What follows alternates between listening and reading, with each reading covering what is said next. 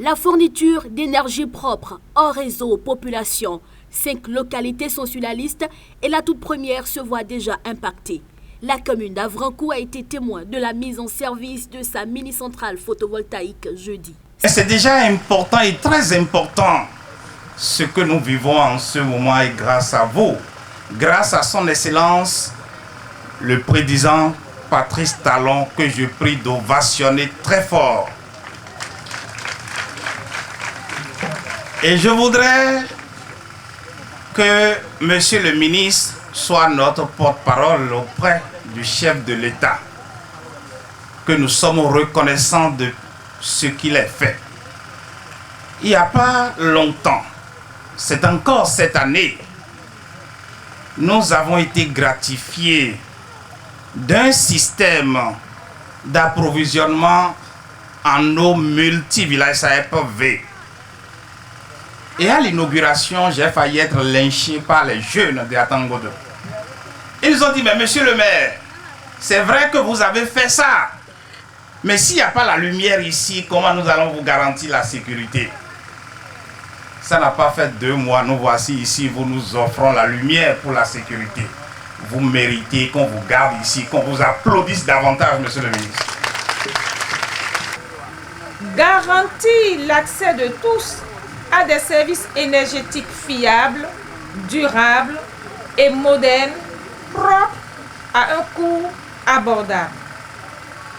S'inscrivant donc dans la dynamique d'un développement viable, vivable, reproductif et transmissible, le gouvernement de son Excellence, le président Patrice Talon, a fait du renforcement des capacités énergétiques une activité primordiale. C'est pourquoi je me réjouis de cette initiative et du choix porté sur le département de Lemay pour son... C'est toujours de joie et de fierté pour le PNUD, partenaire de taille dans cette réalisation. Le PNUD reste et demeurera un partenaire de choix aux côtés du gouvernement et de votre département ministériel de l'énergie pour continuer à relever ensemble les nombreux défis de développement présents et à venir. Il n'y a pas meilleur symbole de collaboration que les réalisations communes. Au Bénin, celles-ci sont palpables, concrètes et contribuent chaque jour à transformer des milliers de vies, principalement celles des franges les plus vulnérables de la société pour ne laisser personne de côté. C'est une prouesse extraordinaire, le lancement de l'opérationnalisation de 5 centrales solaires entièrement construites au Bénin. Le ministre Donon Jean-Claude Oussou en est heureux. La construction de cette mini-centrale, il faut savoir que c'est d'abord la fourniture de services énergétiques propres. On a parlé du soleil, de la puissance du soleil. Pendant longtemps, nous avons tourné le dos au soleil. Avec le président Talon, on a dit c'est fini l'effet tournesol. On ne peut pas avoir le soleil en abondance et lui tourner le dos. Ce service va permettre à la population d'avoir un certain nombre d'avantages, comme ça a été cité tout à l'heure. Mais c'est le moment pour moi de vous dire que le gouvernement fait feu de tout bois.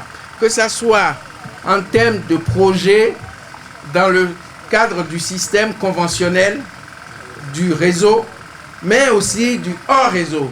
Là où le réseau n'est pas encore arrivé aujourd'hui, nous allons travailler pour que nos concitoyens continuent à avoir de l'énergie, d'une manière ou d'une autre.